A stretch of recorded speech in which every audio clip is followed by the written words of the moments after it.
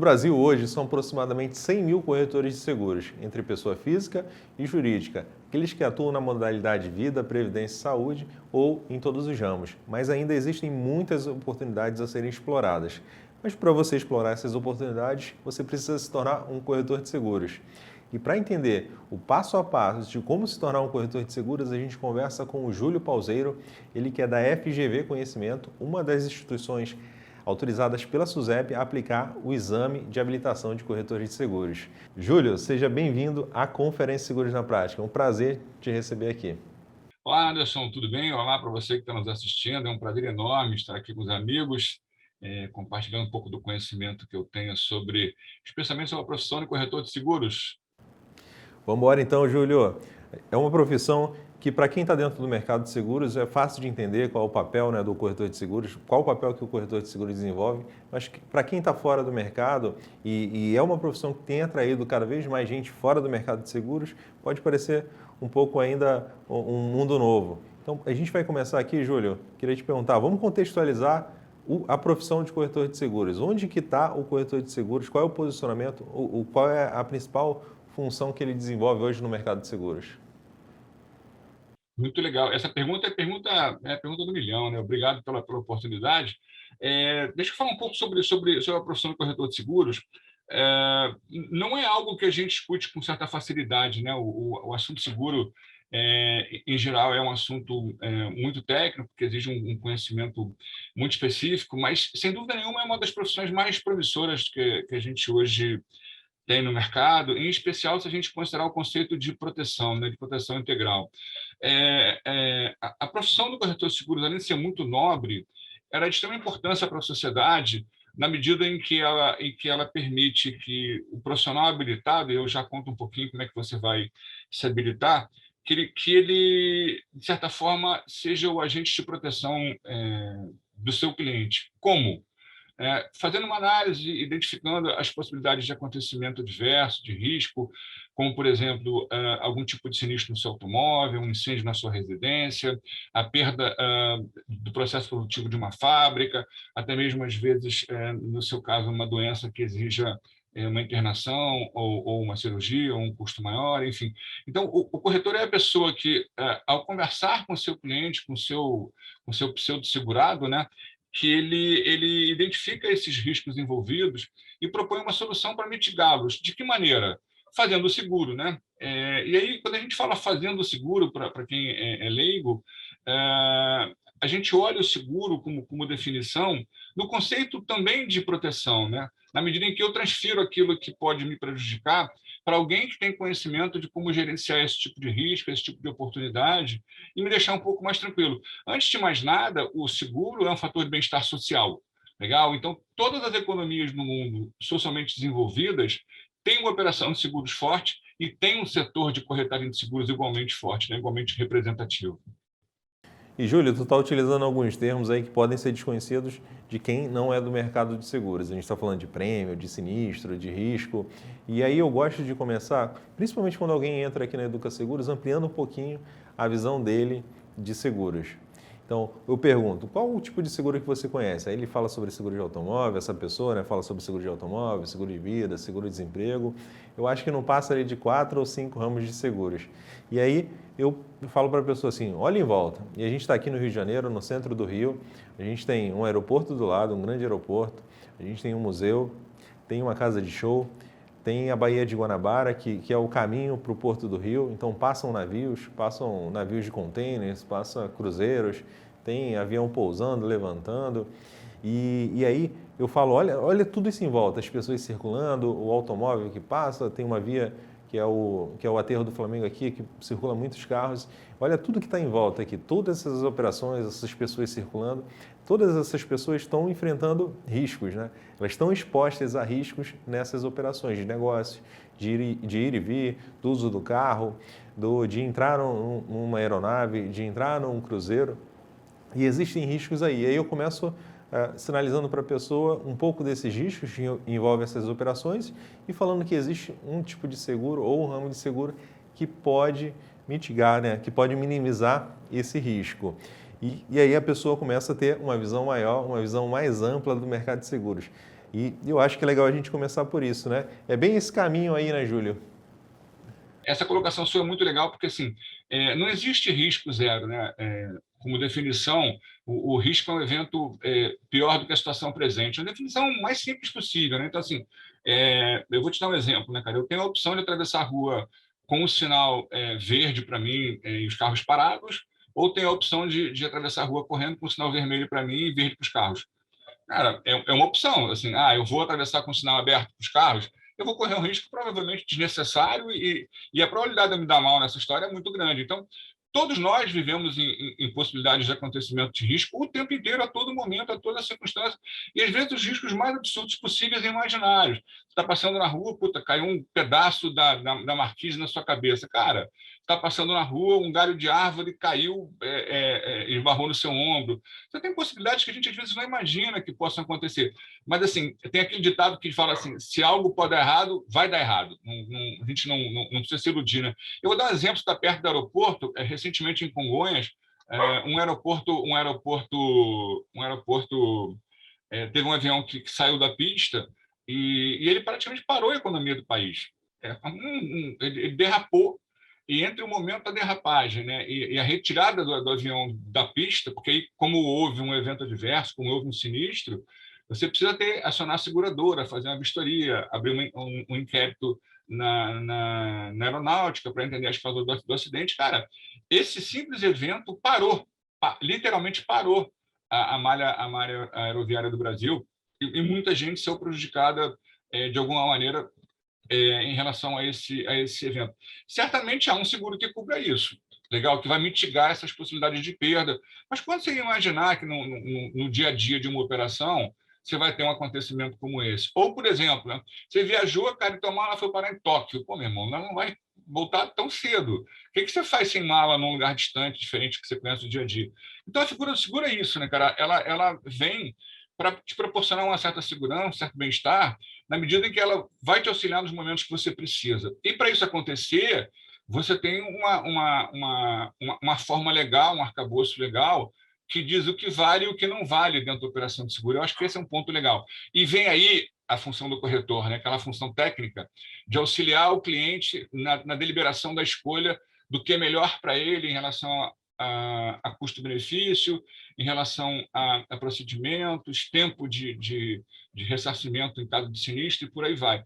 Então, apenas para ilustrar o grau de importância, Anderson, um estudo que a gente aqui na FGV teve acesso recentemente mostra que a profissão de corretor de seguros é a oitava profissão mais importante do planeta.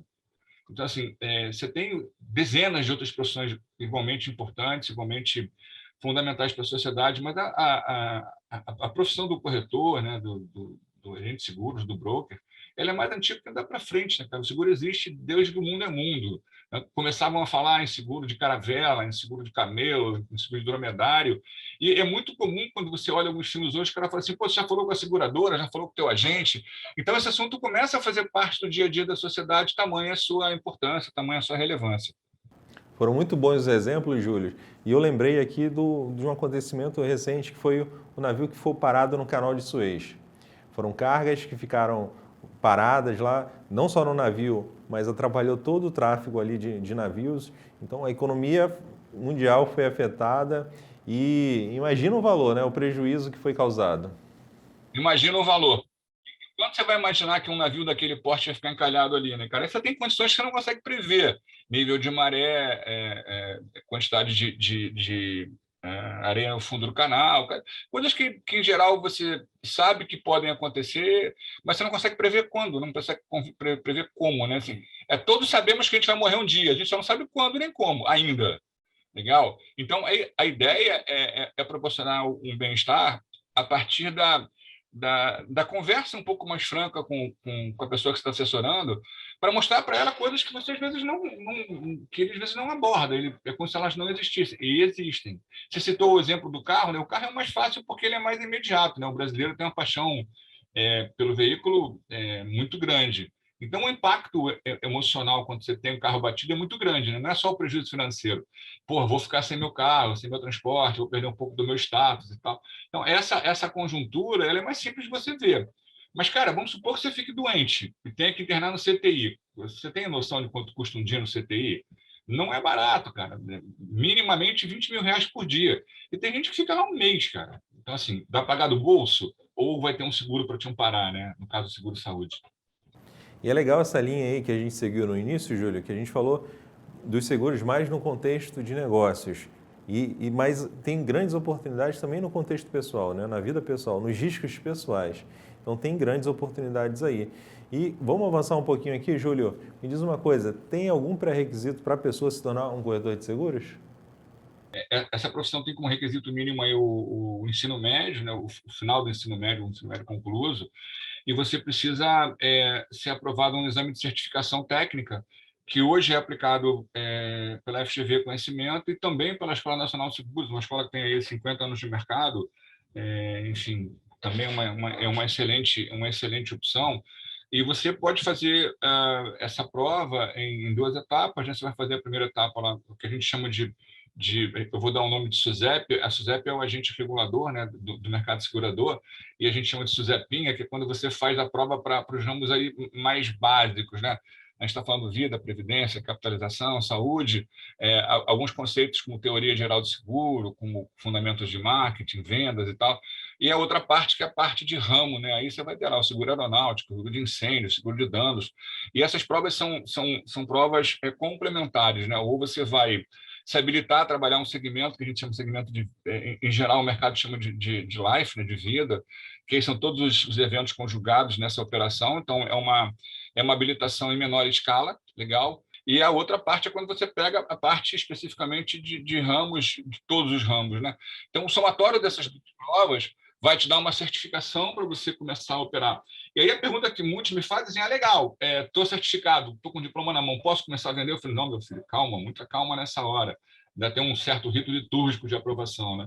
De posse do seu diploma, você ainda vai ter que certificar a sua operação lá na SUSEP, né, com pessoa física. Muitos optam por ficarem operando na pessoa física, e aí ainda é um bom negócio, mas a tributação em cima da sua comissão é um pouco maior, né? Você paga um pouco mais de tributo para o governo quando você opera a pessoa física.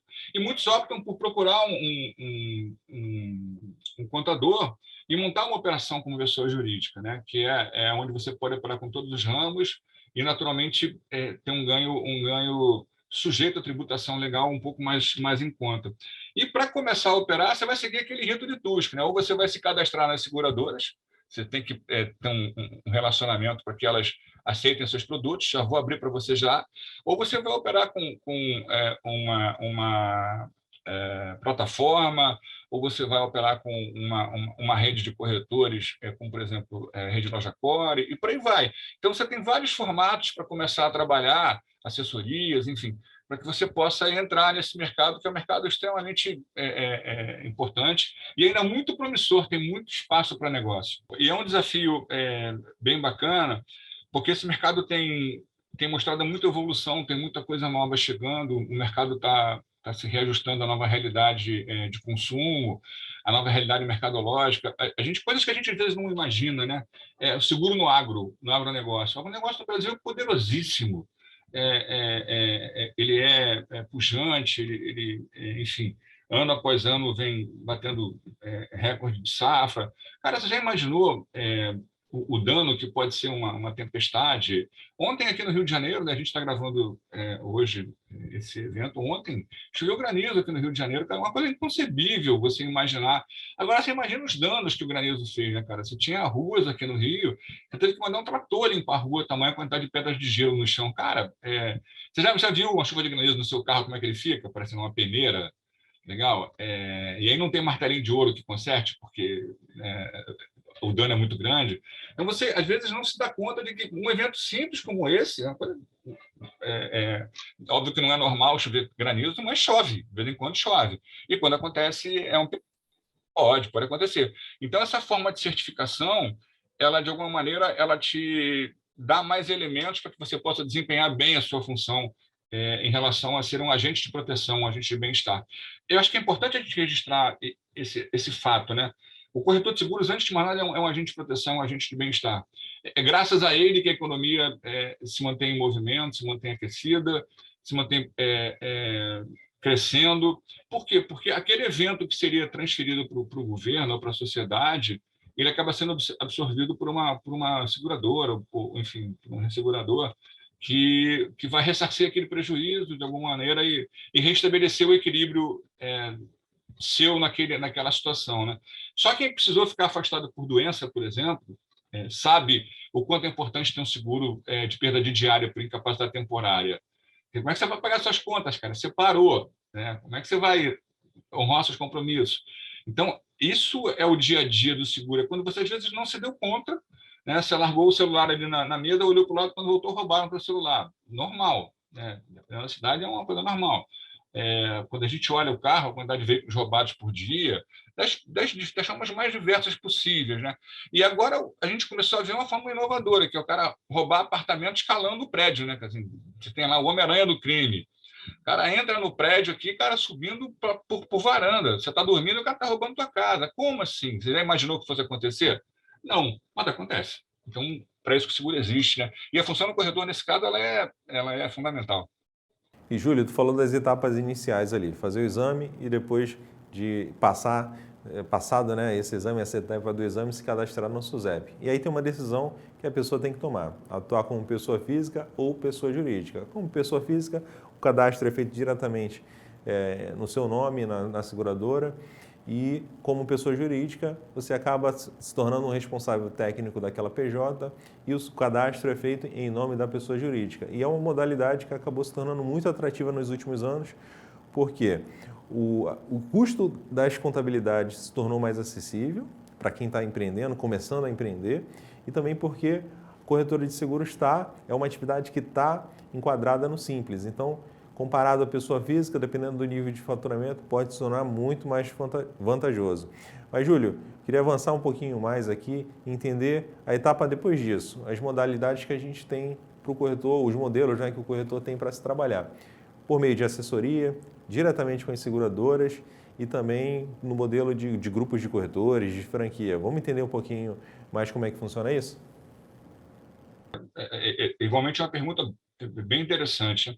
Quando você opera no modelo em que você vai ser pessoa física ou jurídica e vai ter que ir direto para a seguradora, você não pode esquecer que isso vai te trazer algum custo, né? Você tem todo o processo embarcado na operação, né? Não só o processo de venda do seguro, mas o processo de documentação legal daquela operação, né? Que tem um caráter jurídico. Então, você tem que ter uma proposta assinada, você tem que transmitir aquela proposta para a seguradora aí tem alguns dias para avaliar se vai aceitar ou não o negócio, normalmente aceita, mas ela pode dizer não, e ela faz a devolutiva desse documento, né, com o que a gente chama de apólice, para o seu cliente, e todo esse rito litúrgico de operação fica na sua mão. Então, você vai ter que ter uma estrutura para cuidar disso, e quanto mais você cresce, mais você precisa pensar em processo, tecnologia, ajuste, novos formatos, e por aí vai. Quando você opta por operar com assessoria, grande parte desse trabalho de cozinha, né, de back-office, da papelada, do vai e vem de documento, do formato de cálculo, da tecnologia que você tem que comprar lá do computador, né, das linhas telefônicas que você vai usar, etc., etc., etc., ela vai ficar com assessoria e ela vai também te ajudar em treinamento, vai te ajudar num formato para que você tenha o seu conhecimento ampliado constantemente e, naturalmente, possa usar uma estrutura que não é sua. Em função disso, ele vai ganhar um percentual do volume total da sua produção, um negócio direto lá entre a seguradora, mas entre ele, a seguradora e você. Mas há uma certa facilidade na operação, mas ela pode reduzir um pouco o seu ganho. Na outra ponta, você tem ainda essas redes de corretores de seguro, como eu citei há pouco. Essas redes de corretores de seguro têm crescido muito no Brasil, algumas já têm hoje mais de mil e poucos corretores associados.